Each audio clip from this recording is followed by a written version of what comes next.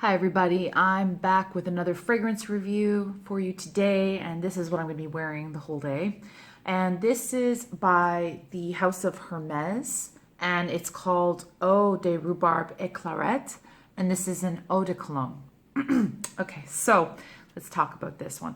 So this is marketed as a unisex fragrance. It launched in 2016, and it's just part of a collection of these eau de whatever fruit or something in nature, leaf or anything like that from Hermes. They have like eau de citron, they have eau de grapefruit, or they call it pamplemousse.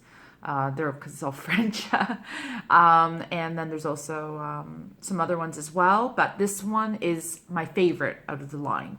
So this one is, as you could tell by the name, it's a rhubarb smell.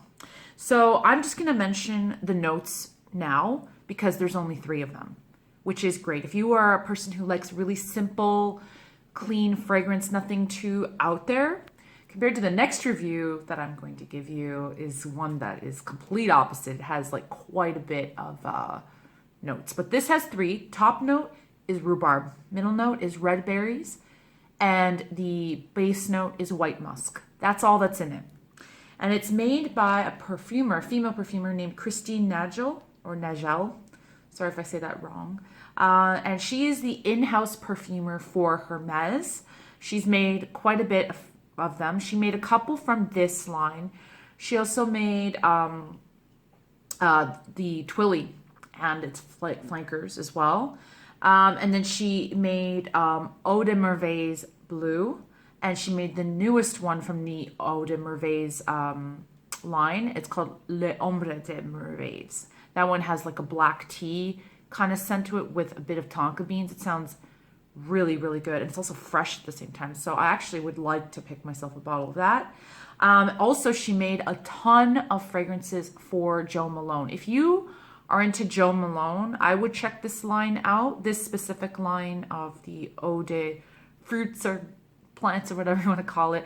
All the bottles are just one solid color with like a black lid like this.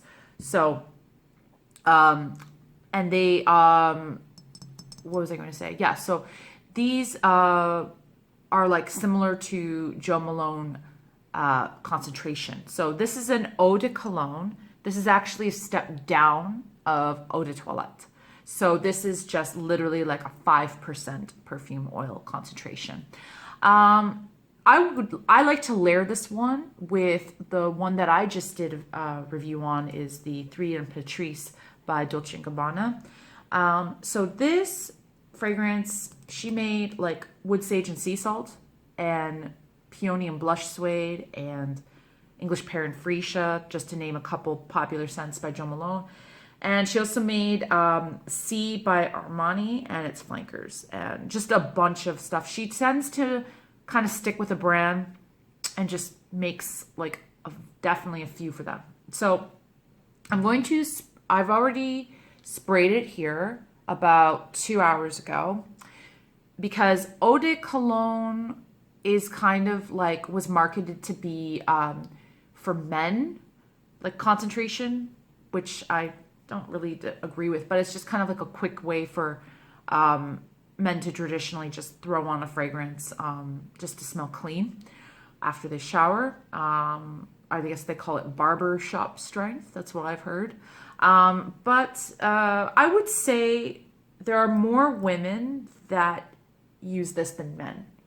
But I definitely can see it on a man, but there are no florals in it. So I feel like some people feel like that's the reason it's unisex. I don't know. But then again, it's 2020. You could wear whatever the hell you want.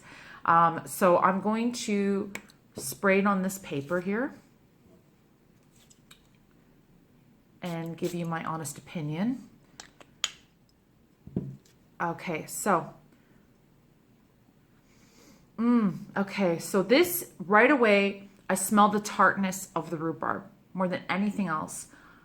And the red berries is there. It's really, really juicy. And it is sweet, but it's not like syrupy sweet. It's fruity sweet. And And the white musk is not really there in the first little bit of the fragrance, the opening. So that's what it is on paper. I'm going to spray it on this wrist.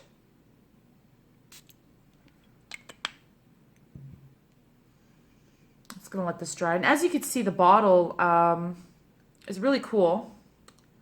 And the price on this is about $140 for, this is 100 ml. And then about $120 for the 50 ml. I'll give you links below. Pretty good quality bottle. I really like the clear red color. And the lid is plastic, but it's kind of heavy duty. And it kind of has a similar lid to the Twilly fragrance.